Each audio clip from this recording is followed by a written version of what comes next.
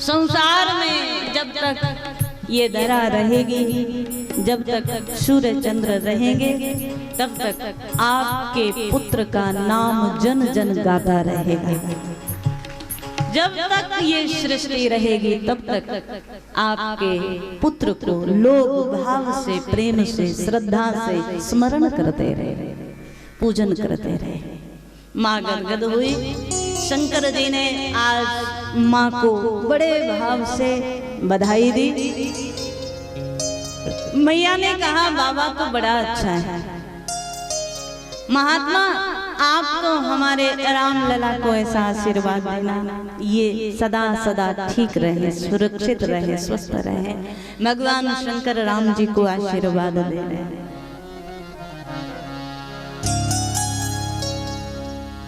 कौशल्या तेरो ललना जुग जुग जीवे, कौशल्या जुग जुग जीवे। हाँ मैया तेरो ललना जुग जुग जीवे,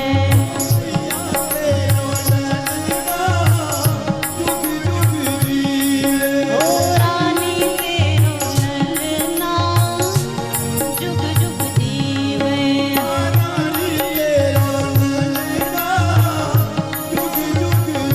ऐसे थोड़ी जैसे आप लोग गा रहे हो। हम आप सब लोग चले ना, जहाँ शंकर जी दर्शन कर रहे हैं, मन से हम लोग उसी राज भवन में भगवान का दर्शन करते हुए गए। मैया तेरो ललना जुग जुग जीवे, हो मैया जुग जुग जीवे, जुग जुग जीवे, हाँ जुग जुग जीवे।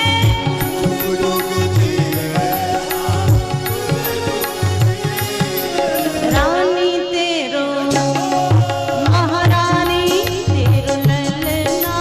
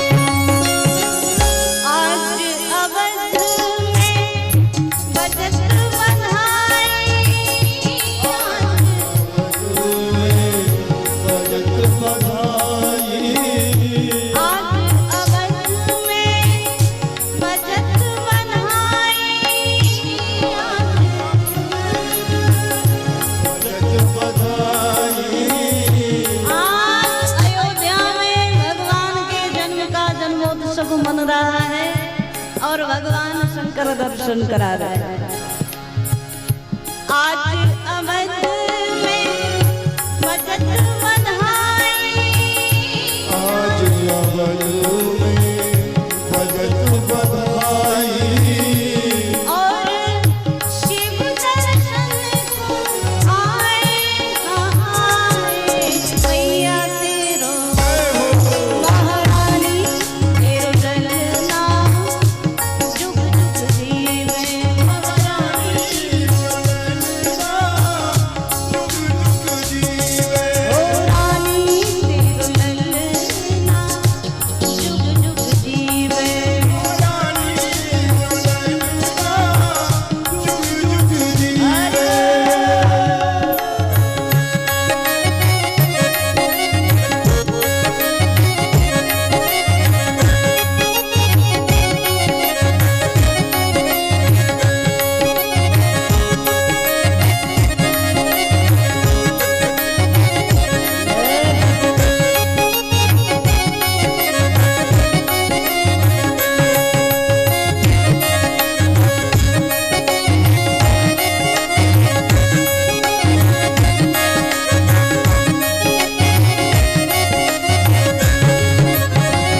गुरुवर असीस देत लाल को, गुरुवर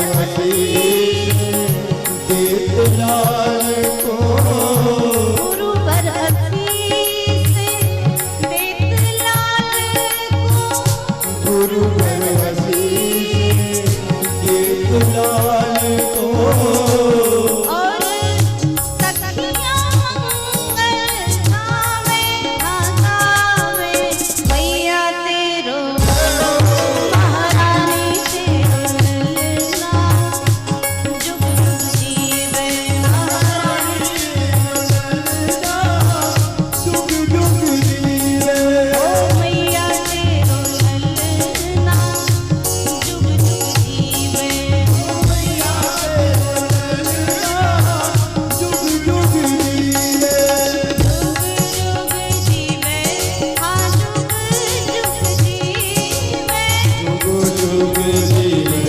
हाँ जुग जुग जीवे भैया तेरो महारानी तेरो ललना जुग जुग जीवे महारानी ओ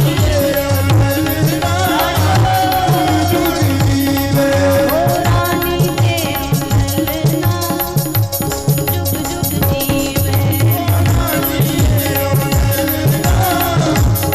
जुग जीवे और कल्याण तेरो ललना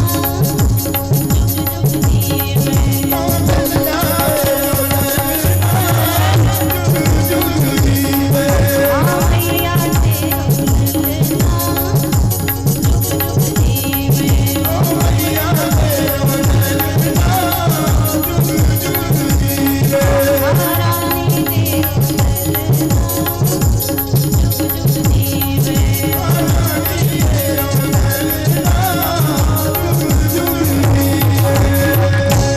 बोल राम लला सरकार की। भगवान श्री राम के जन्मोत्सव का बड़ा सुंदर दर्शन मानस में आया। आज भगवान श्री राम के जन्मोत्सव में भगवान शंकर भी शामिल हुए, बाद में शिव लौट करके आए। मानस में तो दर्शन नहीं मिलता, लेकिन अन्य संतों का भाव है शंकर लौट कर कैलाश पर चले गए। मास दिवस कर दिवस भा मरम न जाने कोई। एक महीने का एक दिन बना और उस रूप में भगवान का जन्मोत्सव कई दिनों तक चलता रहा। शंकर जी लौट कर कैलाश पर चले गए, काकभूषुंड जी लौट करके गए ऐसा कहीं वर्णन नहीं मिलता। काकभूषुंड जी तो आज यहाँ शंकर जी ने कहा चलो लौट कर, काकभूषुंड जी ने कहा महाराज आप चलिए, मैं भगवान की बाल लीलाओं का यहीं रहकर दर्शन करूंगा। काकभूषुंड जी यहीं रुके, मानसकार दर्शन करा रहे हैं। भगवान के जन्मोत्सव के पश्चात कुछ समय व्यतीत हुआ अवध में। अयोध्या वासी तो जिस दिन से भगवान आए हैं अवध में, उस दिन से सब कुछ छोड़कर भगवान के ही चिंतन में लगे। राम दर्शन और राम चिंतन, दो ही चीज अवधवासियों के जीवन का आधार बन गया। कुछ समय व्यतीत हुआ है, आज अवधेश को स्मरण हुआ। अब तो पर्याप्त समय हो गया है, बालकों का नामकरण करा देना चाहिए। गुरुदेव के पास आए, गुरुदेव मेरी इच्छा है आप कृपा करके राजभवन में पधारें, चारों बालकों का, कुमारों का नामकरण आप करें। गुरुदेव ने स्वीकार किया। आज स्वयं वशिष्ठ जी, ब्रह्मा पुत्र वशिष्ठ गुरुदेव आए। तीनों महारानियां अपने अपने सुकुमार बालकों को गोद में लेकर के विराजमान हुई। सबसे पहले बड़ी महारानी कौशल्या जी बैठी हैं, भगवान जिनकी गोद में विराजमान है। गुरुदेव आए, प्रणाम किया महारानियों ने, अवधेश ने प्रणाम किया। गुरुदेव को कह दिया, गुरुजी सबसे पहले बड़ी महारानी जी की गोद में जो बालक है उसका नामकरण करिए। गुरुदेव की दृष्टि गई और जैसे ही भगवान को देखा, एक टक भगवान को देखते ही रह गए, परमात्मा के दर्शन में खो गए गुरुदेव।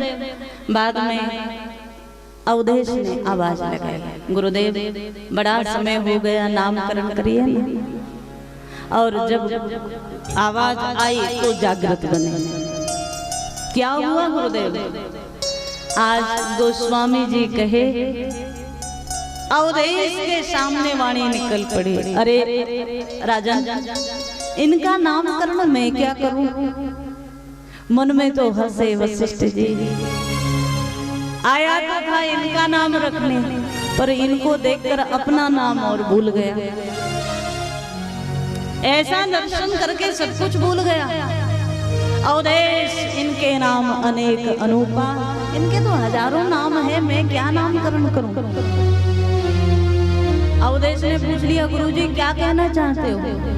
वशिष्ठ जी ने छुपा लिया, कोई बात नहीं, कुछ नहीं, कोई ऐसे ही चर्चा आ गई, नामकरण करिए ना गुरुदेव।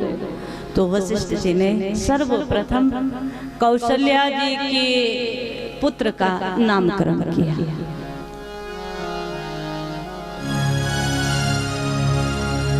जो आनंद सिंधु सुख राशि, जो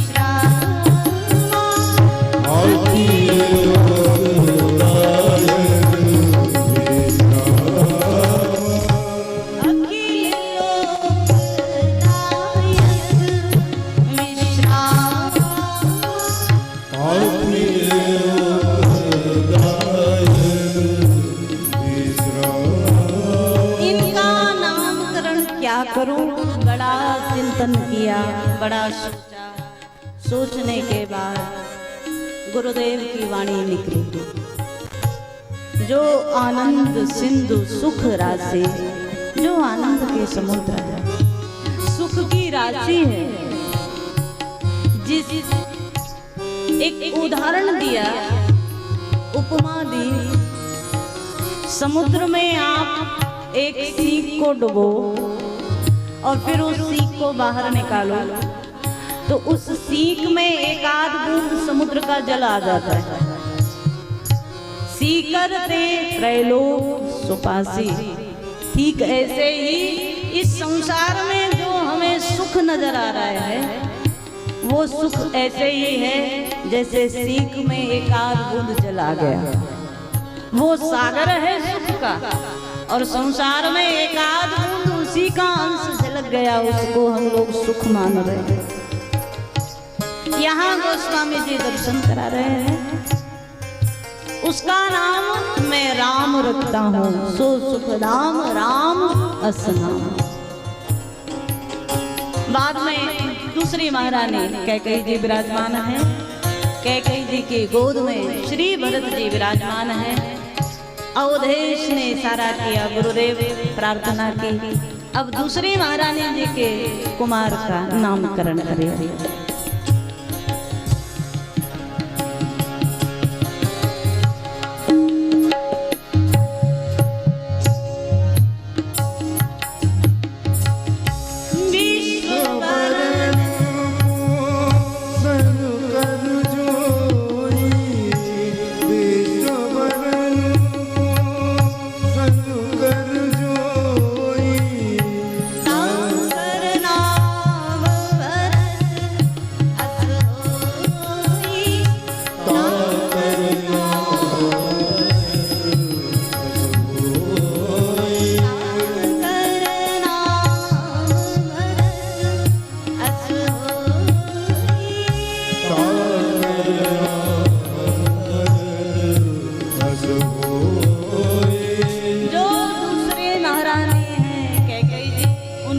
का नामकरण किया, विश्व वरण पोषण कर जोई, ताकर नाम भरत अस होई। जिसके प्रेम के द्वारा संसार भर में राम प्रेम भरेगा, उसका नाम भरत कर दिया। बाद में सुमित्रा जी के बेटों का नामकरण किया, जाके सुमिरन तेरे पुनासा, जिसके स्मरण मात्र से शत्रुओं का विनाश हो वो शत्रुघ्न है।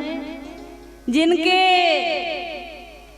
बड़े बेटे का, सुमित्रा जी के बड़े पुत्र का नामकरण करते हुए कह दिया, जो लक्षणों के धाम है, जो राम के परम प्रिय हैं, उनका नाम लक्ष्मण रखता।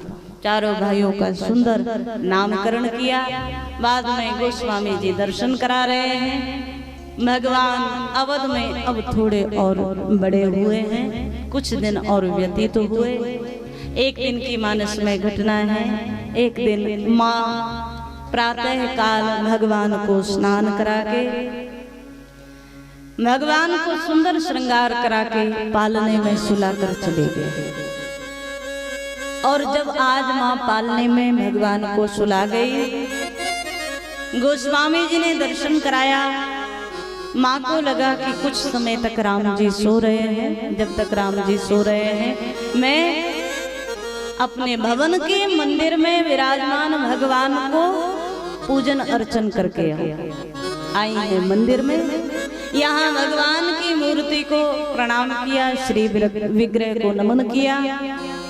माँ ने बड़े भाव से भगवान की पूजा की। पूजा करने के बाद लगा कि भगवान को कुछ प्रसाद लगाऊं। प्रसाद लगाने का भाव बना तो खुद आई है राजभवन की रसोई घर में, अपने हाथों से प्रसाद तैयार किया, लेकर आई, मंदिर में भगवान के सामने रखा।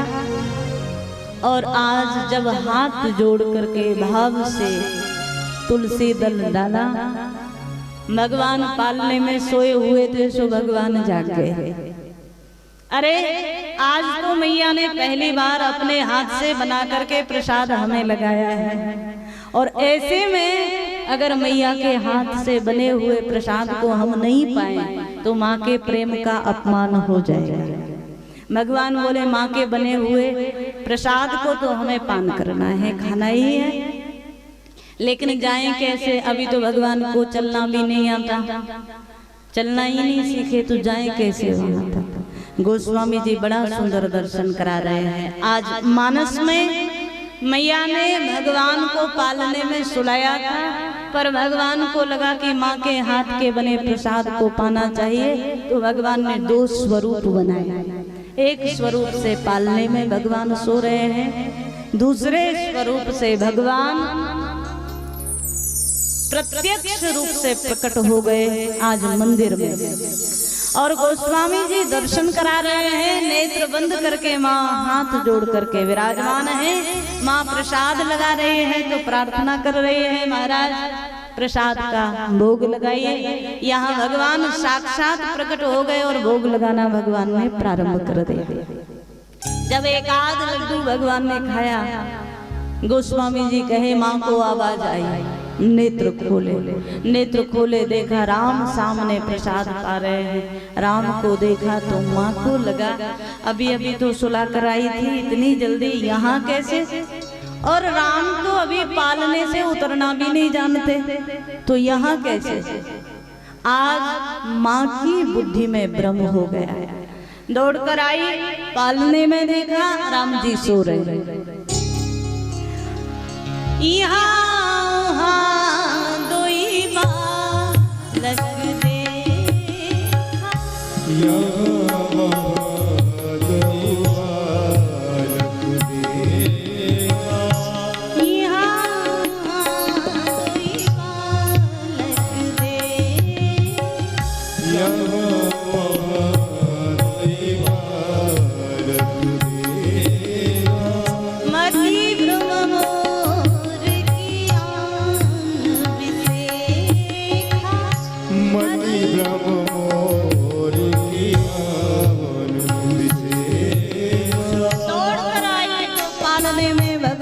सो रहे हैं। वहां से दौड़कर आई, देखा राम जी सो रहे हैं, तो भवन में मंदिर में आई।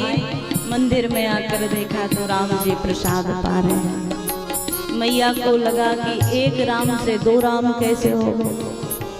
यहाँ देखती हैं तो भगवान प्रसाद पाते नजर आते हैं, दौड़कर पालने में देखती हैं तो वहाँ भगवान सोते नजर आते हैं। यहाँ वहाँ दोई बालक देखे, एक राम जी यहाँ, एक राम जी वहाँ।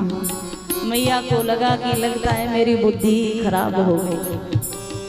गोस्वामी जी दर्शन करा रहे हैं। देखो यहाँ इस लीला में एक प्यारा दर्शन है। जब जब भगवान की किसी लीला का वर्णन करते हैं तो गोस्वामी जी भाव से भगवान के साथ रहते हैं। आपने संतों से सुना होगा, जब जब जिस लीला का वर्णन करते हैं। आज किसी ने गोस्वामी जी से पूछ लिया कि आज तो राम दो है, आप किस राम के साथ हो? एक राम जी सो रहे हैं, एक राम जी प्रसाद पा रहे हैं। गोस्वामी जी जहाँ यहाँ शब्द प्रयोग करते हैं ना, तो यहाँ मतलब जहाँ गोस्वामी जी साथ में हैं भगवान के, वो यहाँ और वहाँ। तो किसी ने पूछा कि महाराज ये यहाँ मंदिर वाले राम जी के लिए या सोने वाले राम जी के? आप किसके साथ हो? जो सो रहे हैं उनके साथ हो या जो प्रसाद पा रहे हैं उनके? गोस्वामी जी ने कहा आज हम सोने वाले राम जी के साथ नहीं, आज तो हम प्रसाद पाने वाले राम जी के साथ हैं। मंदिर में भाव से मौजूद है, तब लिखते हैं यहाँ वहाँ दोई बालक देखा, एक राम जी यहाँ है, एक वहाँ। किसी ने कहा प्रसाद पाने वाले राम जी के साथ क्यों? गोस्वामी जी ने कहा सोने वालों के साथ कुछ नहीं मिलेगा। जहाँ भगवान प्रसाद पा रहे हैं तो थोड़ा बहुत तो गिरेगा ही, तो हम लोगों को भगवान का जूठन मिल जाए, इससे ज्यादा आनंद का विषय क्या होगा। इसलिए आज तो हम जहाँ भगवान भोग लगा रहे हैं वहाँ। मैया ने आकर देखा मंदिर में भगवान प्रसाद पा रहे हैं, बुद्धि भ्रमित होने लगी, और बुद्धि भ्रमित होने लगी तो मां नेत्र बंद करके मंदिर में विराजमान हो गई। देख राम जननी अकुलानी, भगवान ने देखा मां व्याकुल हो गई, तो भगवान ने आज मां को विराट स्वरूप का दर्शन कराया, जिसके एक एक रोम में करोड़ों करोड़ों ब्रह्मांड लगे हैं। रोम रोम प्रति लागे कोटि कोटि ब्रह्मांड। माँ भगवान का उद्देश्य यही था। माँ की बुद्धि इसलिए ब्रह्म में है ना कि एक से दो राम कैसे हो गए, तो भगवान को लगा ये दर्शन करा दूंगा तो मैया समझ जाएगी कि हमारे अरे हमारे में तो ऐसे हजारों हजारों ब्रह्मांड एक एक रोम में लगे हैं। हम जगत के पिता हैं, हम परमात्मा हैं। माँ को समझ आ जाएगा तो माँ को पता लग जाएगा कि हम एक से दो बन जाए, इसमें कौन सी बड़ी बात है। लेकिन हुआ उल्टा। आज माँ ने भगवान का जो विराट रूप देखा, गोस्वामी जी लिखे, माँ तो भय से कांपने लगे। अग्नित रवि शशि शिव चतुरानन, हजारों हजारों शंकर जी नजर आने लगे, हजारों हजारों सूर्य चंद्र नजर आने लगे, हजारों ब्रह्मादि देवतागण नजर आने लगे। मैया ने देखा कि हो क्या रहा है, तो माँ तो भय से व्यथित हो गई, नेत्र बंद कर लिए। भगवान के इस रूप को देखकर माँ को लगता है मुझसे बड़ी भूल हो गई। क्यों? मैया को लगा अरे ये तो जगत का पिता है, संसार का मालिक है, संसार के मालिक को मैंने अपना साधारण सा बेटा समझ लिया, मुझसे बड़ी भूल हो गई। भगवान को लगा ये तो उल्टा हो गया। अगर भगवान को लगा अगर मैया हमें सही अर्थों में भाव से भगवान ही मान लेंगे तो जो लीलाएं हमें करनी है वो तो कभी संपन्न नहीं होगी। भगवान मान करके पूजा करेगी, माँ प्रेम नहीं करेगी। तो भगवान को लगा, अपनी माया को बुलाया, आवरण डाला माँ की बुद्धि पर। एक बार पुनः माँ ने जो देखा था वो सब छुपा लिया भगवान ने। एक बार पुनः माँ उसी वात्सल्य भाव से भगवान को देखने लगी। बाद में परमात्मा को, राम जी को लिया, गोद में लेकर के आए हैं। और आज मैया ने भगवान को वात्सल्य भाव से ही महल के आंगन में छोड़ दिया। गोस्वामी जी दर्शन करा रहे हैं। भगवान को लगा कि अब तो हम थोड़े बड़े हो गए, अब हमें चलना शुरू कर देना चाहिए। संसार को चलाने वाला आज चलना सीख रहा है। वहां तीनों भाई, भगवान के तीनों भाई भी आंगन में आए और आज मैया कौशल्या, माँ कैकेयी, सुमित्रा इस भावमयी दृश्य का दर्शन कर रही है। अवधेश को बुला करके लेकर के आए हैं। आज भगवान धीरे धीरे किसी दीवार के सहारे से खड़े हो रहे हैं। खड़े हुए तो मैया ने देखा अरे आज तो राम जी खड़े हो गए, दौड़ करके गई, अवधेश को बुला कर लाई। आज सब भाव से दर्शन कर रहे हैं। और जब तक दर्शन कर ही रहे थे भगवान को लगा एक बार में थोड़ी चलने लगेंगे, एक आध बार गिरेंगे भी तो खड़े से भगवान गिर गए। बालकों वाली लीला परमात्मा कर रहे हैं। आज अवधेश की लीला को देखकर, भगवान अवध बिहारी की इस लीला को देखकर अवधेश आनंदित होने लगे, महारानियां आनंदित होने लगी। मानसकार दर्शन करा रहे हैं। चारों भाई अब धीरे धीरे चलने लगे। रोज नित्य नई लीलाएं भगवान करते हैं। बाल चरित हरि बहुविधि कीना, गोस्वामी जी दर्शन करा रहे हैं। अनेक अनेक बाल लीलाएं भगवान ने की। बाद में कुछ समय और व्यतीत हुआ। अवध में भगवान थोड़े और बड़े हुए। आज अवधेश ने भगवान का, चारों भाइयों का यज्ञोपवीत कराया। गुरुदेव आए हैं, बड़ा सुंदर उत्सव किया गया। आज चारों भाई गुरुदेव के आदेश से राजभवन का त्याग करके विद्या अध्ययन के लिए गुरुकुल में आए। यद्यपि तो भगवान को पढ़ना क्या है, सीखना सिखाना उसको क्या है, लेकिन तो भी भगवान ने मर्यादा को रखते हुए गुरु आश्रम को स्वीकार किया। यहाँ भगवान आए हैं। मानसकार ने कहा अल्पकाल विद्या सब आई।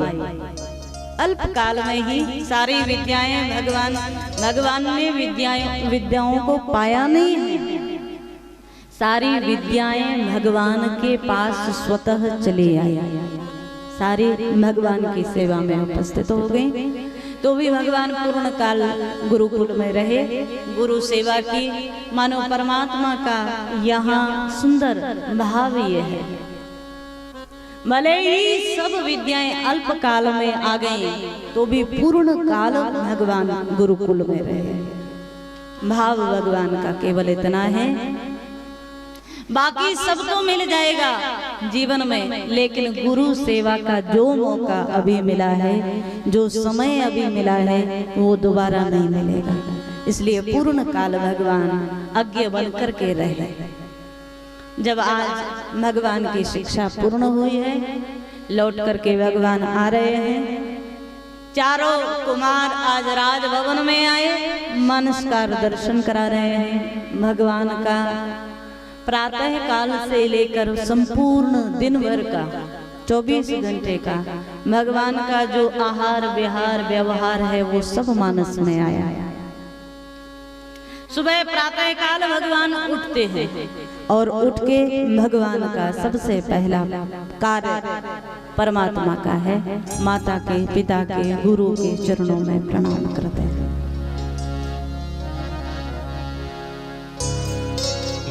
प्रातः काल उठ के रघुनाथ, प्रातः काल उठ के रघुनाथ, माता पिता गुरु नावई माता, मात पिता गुरु नावई माता। भगवान प्रातः काल उठते हैं। भगवान का उठने से लेकर पूरा क्रम आया। सर्वप्रथम माता को, पिता को, गुरु को नमन करते हैं। आज भी हम कहते हैं उन घरों में जहां भगवान के ये संस्कार आज भी हैं, जिन घरों में प्रातः काल उठकर लोग भगवान का नाम लेते हैं। कर्मकांड में भी आता है, प्रातः काल उठो तो सबसे पहले अपने हाथों की रेखाओं का दर्शन करो। कराग्रे वसते लक्ष्मी, करमध्ये सरस्वती, करमूले तु गौरी। अपने प्रातः काल अपनी हथेलियों का दर्शन करो और भगवान का स्मरण करो, सुमिरन करो। इसके दो भाव हैं। एक तो ये, इन हाथों से ही कर्म करना है ना दिन भर, तो कहीं ना कहीं संतों ने जो ये नियम बनाया, प्रभाते कर दर्शनम, सुबह सुबह हाथों का दर्शन करो, तो ये कहीं ना कहीं नियम इसलिए बनाया कि इन्हीं हाथों से कर्म होना है दिन भर।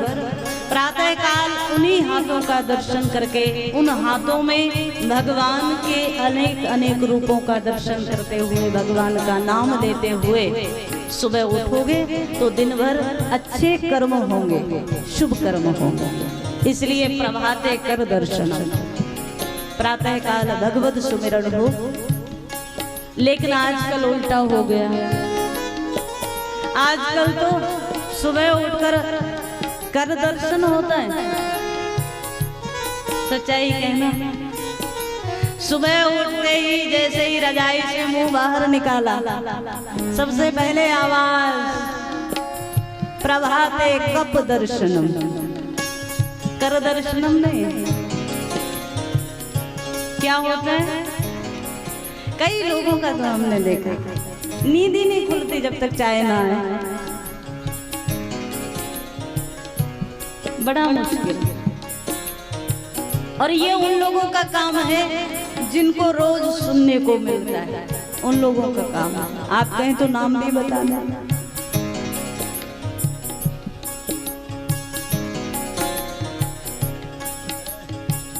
प्रातः काल भगवान का स्मरण हो, प्रातः काल भगवान के साथ साथ गुरु स्मरण हो, माता पिता के चरणों में नमन हो। आज भी कुछ घरों में ये संस्कार हैं, और जिन घरों में ये संस्कार हैं, हम कई बार ऐसे घरों में जाने का मौका मिलता है।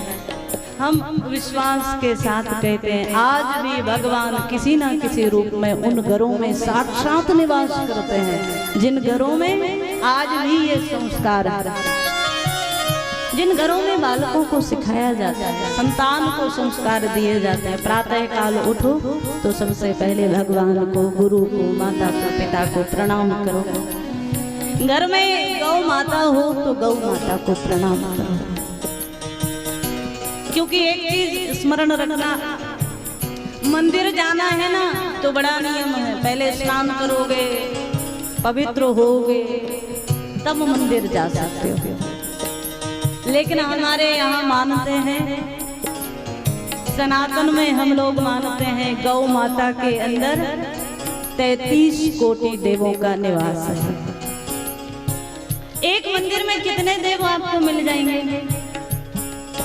वैसे तो एक में एक ही होते हैं, अगर कहीं आजकल ऐसे मंदिर भी हैं तो एक मंदिर में 2, 4, 10 देवता मिल जाएंगे। लेकिन गाय एकमात्र ऐसा मंदिर है जिसमें 33 कोटि देवों का एक साथ दर्शन होता है। नित्य गौ का दर्शन हो, प्रणाम हो, संस्कार रहेंगे तो निश्चित मानना भगवत कृपा मिलेगी।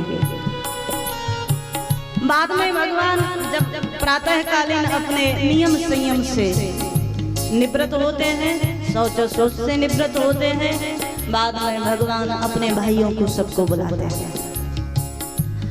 सारे भाइयों को बुला करके भगवान स्वाध्याय कराते हैं भाइयों को।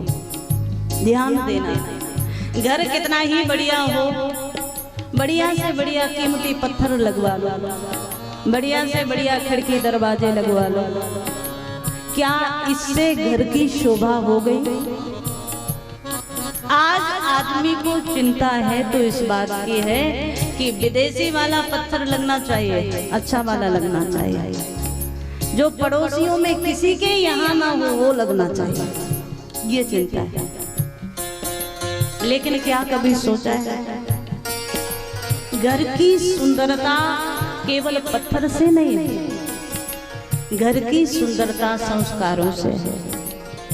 उस घर में तुलसी का पौधा होना चाहिए, ये चिंता करो। उस घर में एक गाय की सेवा होनी चाहिए। घर में नहीं कर सकते हो तो कोई बात नहीं, गौशालाओं में हम तो अक्सर कहते हैं, परिवार में एक नियम सबको करना चाहिए। आप जितने लोग बैठे हैं सबको करना चाहिए, इतना सबको सामर्थ्य भगवान ने दी है। आप ज्यादा कुछ नहीं कर सकते तो अपने घर में एक छोटा सा पात्र, एक गोलक रखो, नित्य का उसमें 5-10 रुपए एक गाय के नाम से, एक अनाथ बेटी के नाम से जरूर निकालो। जरूरी नहीं है कि आप उसे हमारी संस्था को दें, हम स्पष्ट रूप से आपको, जहां आपको लगता है गाय की सेवा हो रही है, जहां आपको लगता है ऐसे अनाथ बालकों की सेवा सच्चे भाव से हो रही है, वहां लगाओ, लेकिन नित्य का निकालो जरूर। हमारे यहाँ नियम था, घर में प्रथम रोटी गाय को दी जाती थी, नियम था ना। आज भी ग्रामीण क्षेत्रों में तो आज भी माताएं निकालती, कितनी माताएं निकालती हैं?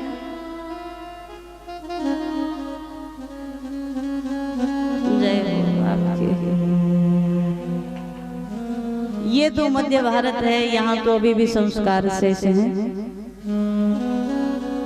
प्रथम रोटी गाय के लिए जाए, ये संस्कार हमारे बुजुर्गों ने दिया, सनातन धर्म ने दिया, और उसका मूल कारण केवल इतना ही था।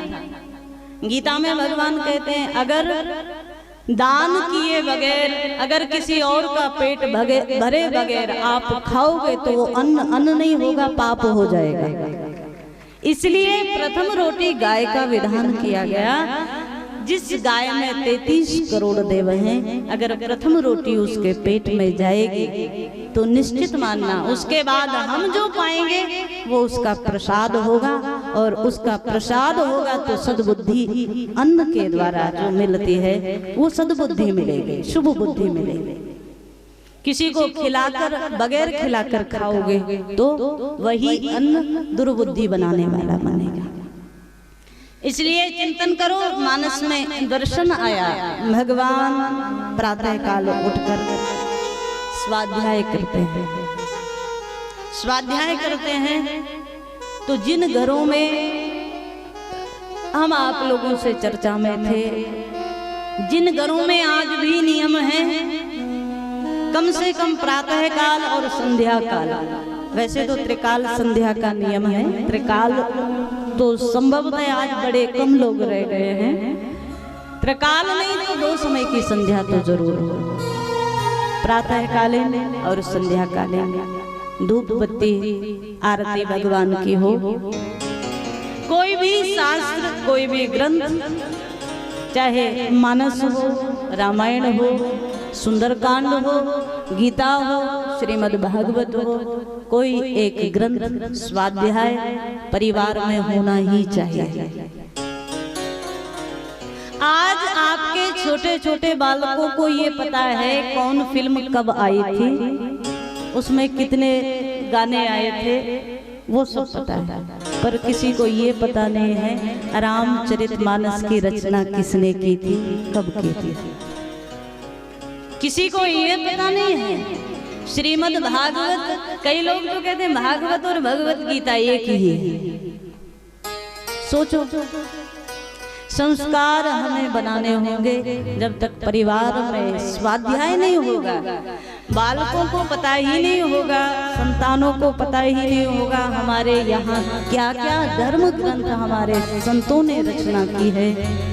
उनको पढ़ने से संस्कार आते हैं, जब पढ़ोगे ही नहीं, स्वाध्याय ही नहीं होगा तो कैसे संस्कार आएंगे। तो आज से नियम लीजिए, रामचरितमानस का प्रत्येक घर घर में पाठ होना चाहिए। ज्यादा कुछ नहीं, 1 दोहा पढ़ो, 4 चौपाई पढ़ो, पर अर्थ सहित समझकर स्वाध्याय करो।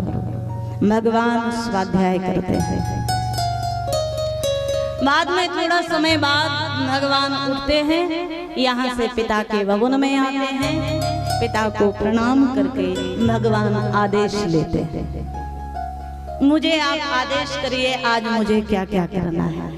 भले ही बड़े हो गए हैं, लेकिन कितना ही बड़ा पुत्र हो जाए, संतान कितनी ही बड़ी हो जाए, आज तो समय बदल गया ना, आज तो बच्चे थोड़े बड़े हो जाए, समर्थ हो जाएं, और माताजी पिताजी कुछ बोलने लगे तो डांटते पहले। हम सब जानते हैं हम बड़े हो गए, छोटे थोड़े हैं, यहीं से शुरुआत है। भगवान आज इतने बड़े हो गए तो भी नियम है, पहले पिता से आदेश लेते हैं, मुझे दिन भर में क्या काम करना है आप आदेश करें। आय सुमाग करहीं पुरका,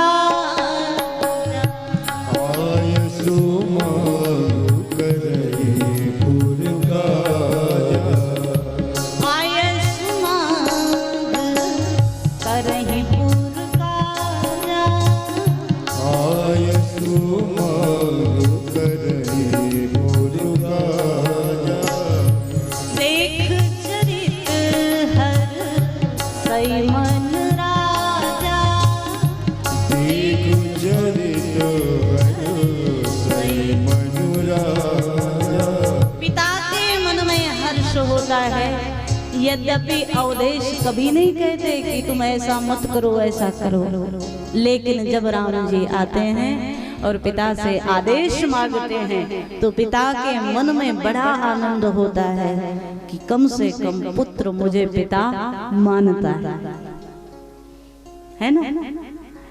तो कम से कम इतना जरूर होना चाहिए, भले ही कितने बड़े आप हो जाएं, विशेष रूप से युवा वर्ग के लिए हम कह रहे हैं, भले ही कितने बड़े हो जाओ, कितने ही सशक्त हो जाओ, शिक्षा प्राप्त कर लो, लेकिन तो भी याद रहे मेरे पिता ये हैं, इनकी संतान में हो। माता का पिता का आदर होना ही चाहिए। बाद में भगवान जब भोजन का समय होता है तो भगवान की दिनचर्या है, भोजन के समय भगवान कभी अकेले भोजन नहीं करते, सारे भाइयों को बुला कर लाते हैं और सारे भाइयों के साथ बैठकर भगवान भोजन करते हैं।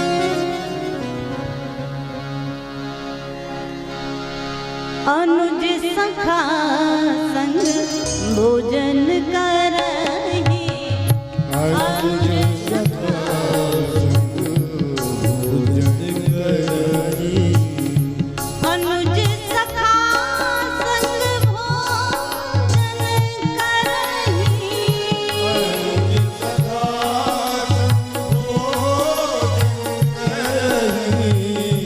अनुज सखा संग भोजन करही अनुज सखा संग भोजन करही मातु पिता आज्ञा अनुसरहि मातु पिता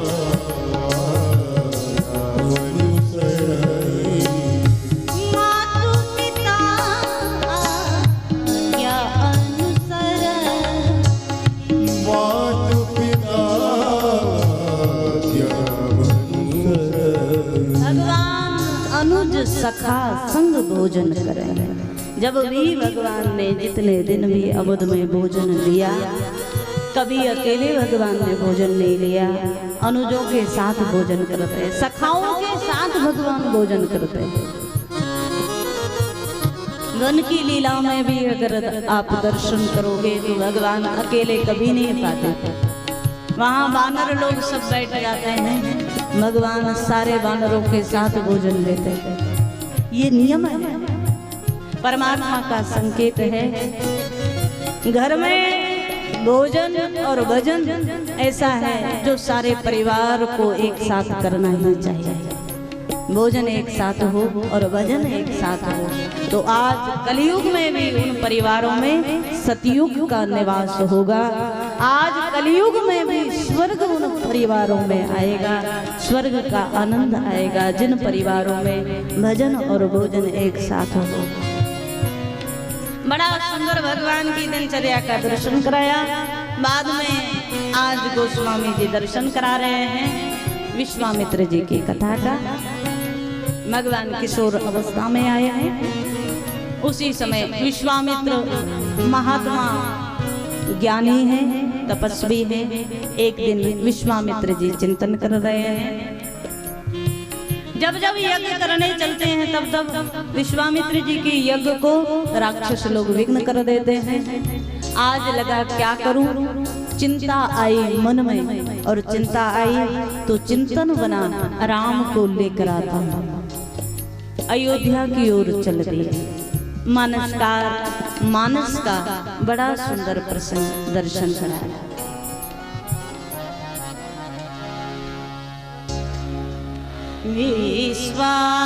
विश्वामित्र महामुनि ज्ञानी विश्वामित्र महामुनि ज्ञानी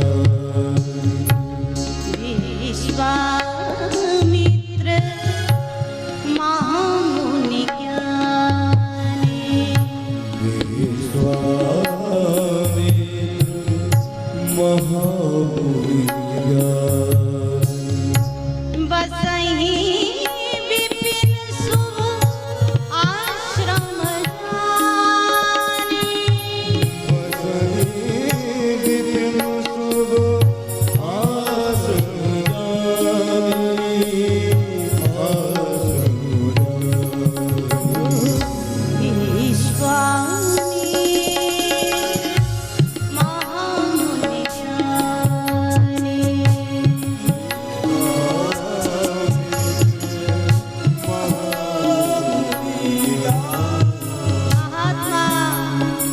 परम ज्ञानी विश्वामित्र जी का चरित्र मानस में आया। गाधी तनय मन चिंता व्यापी, हरि बिन मरहि की निश्चर पापी। बिना भगवान की कृपा के, बिना भगवान की करुणा के निशाचरों का अंत नहीं हो सकता, लगा विश्वामित्र जी को। क्या बढ़िया चिंतन है, कभी सोच कर देखो। यद्यपि विश्वामित्र कोई साधारण पात्र नहीं है। मानस में दर्शन भर हुआ है अन्य ग्रंथों में बड़ा सुंदर विस्तार से आता है, विश्वामित्र जी ने तप से सब कुछ अर्जित कर लिया, बड़ी सामर्थ्य अर्जित की थी। तो क्या विश्वामित्र जी तपस्या के माध्यम से असुरों का विनाश नहीं कर सकते थे?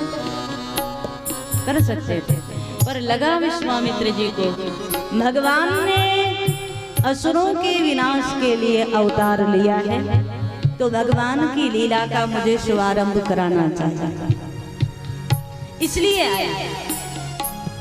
एक बड़ी बढ़िया बात, अप्रत्यक्ष रूप से भगवान ही दुनिया में सब कर रहे हैं। करने वाला कौन है? भगवान। करते हुए भले ही हम आप नजर आए, पर सच्चे अर्थों में करने वाला तो एक ही है। वो अप्रत्यक्ष रूप से कर रहा है, सामने नजर नहीं आता। तो जब तक भगवान नहीं आए थे तब तक तो विश्वामित्र जी तपस्या के बल से सब कुछ करते रहे, पर आज भगवान प्रत्यक्ष हो गए तो विश्वामित्र जी को भी लगा महाराज अब आप प्रत्यक्ष हो गए, तो जो आप अप्रत्यक्ष रूप से करते थे अब प्रत्यक्ष रूप से भी आप ही करिए। गादी तनय मन चिंता व्यापी आए हैं आज महात्मा विश्वामित्र जी अयोध्या में गोस्वामी जी दर्शन करा रहे हैं। अवधपति महाराज अवधेश ने सुना विश्वामित्र जी आए हैं, दौड़ पड़े, दरवाजे तक गए, प्रणाम किया, आदर सहित लेकर आए। अपने राज सिंहासन पर जिस पर अवधेश बैठते हैं उस पर महात्मा विश्वामित्र को बिठाया। अवधेश चरणों में ध्यान देना, ये भारत की संस्कृति है। यहाँ सत्ता हमेशा संतों के चरणों में बैठती है। सत्ता बड़ी नहीं है, संत बड़े हैं भारत की संस्कृति में। मानसकार दर्शन कराए, बाद में अवधेश ने हाथ जोड़ दिया, महाराज के ही कारण आगमन तुम्हारा, किस लिए आप आए हैं? के ही कारण आगमन तुम्हारा,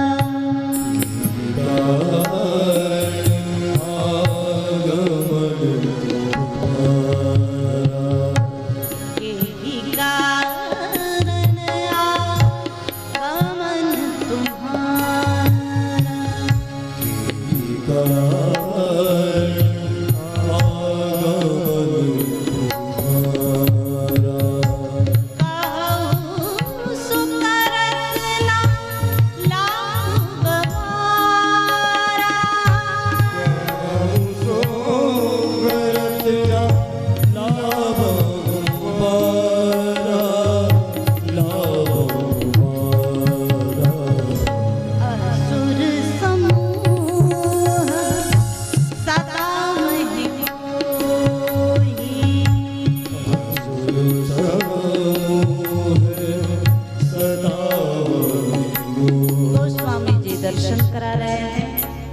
अवधेश ने पूछ लिया के ही कारण आगमन तुम्हारा, आपका आगमन किस लिए हुआ है कृपा कर बताएं।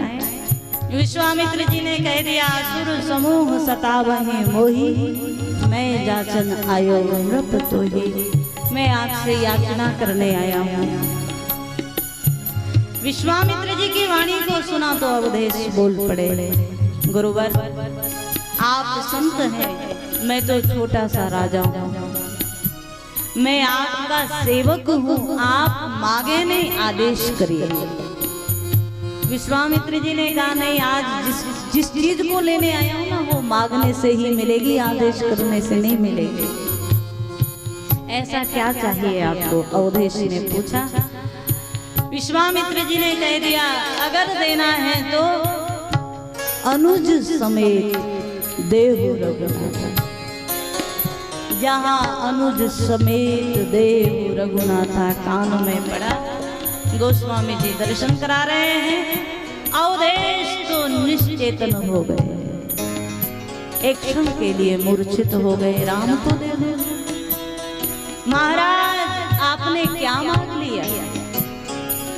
अगर और बेटे चारों पुत्र यद्यपि मुझे प्रिय हैं, उन चारों में से किसी को आप मांग लेते तो शायद दे देता, पर राम देत नहीं बनत गोसाई। राम को कैसे दे दूं आपको? राम ही तो सब करने वाला है। राम को आपको दे दूंगा तो मेरे पास बचेगा क्या? राम देत नहीं बनत गोसाई, राम को नहीं दे सकता। विश्वामित्र जी ने देखा वशिष्ठ जी की ओर, आप सहयोग करें तो राम मुझे मिल सके। गुरु जी ने आदेश किया, राजन, राम को मांगने के लिए कोई महात्मा आया है तो समझ लो कोई बड़ी घटना घटने वाली है, राम को दे दो। गुरु जी का आदेश हुआ। एक शब्द महात्मा वशिष्ठ के सामने अवधेश नहीं बोले, यद्यपि बड़ा कड़ा निर्णय है, राम जैसे पुत्र को दे दो। कब लेकर जाएंगे, कब कितने दिन रखेंगे, कब वापस लाएंगे, कोई पता नहीं। ऐसे में कोई सामान्य संसारी भी नहीं देगा, अवधेश कैसे दे देगा? लेकिन गुरु का आदेश हो गया, मौन हो गए अवधेश। बाबा मानस में दर्शन करा रहे हैं, राम जी को लक्ष्मण जी को बुलाया, गुरु चरणों में प्रणाम कराया, विश्वामित्र जी के चरणों में, और आज बड़े कठोर मन के साथ दे दिया राम जी।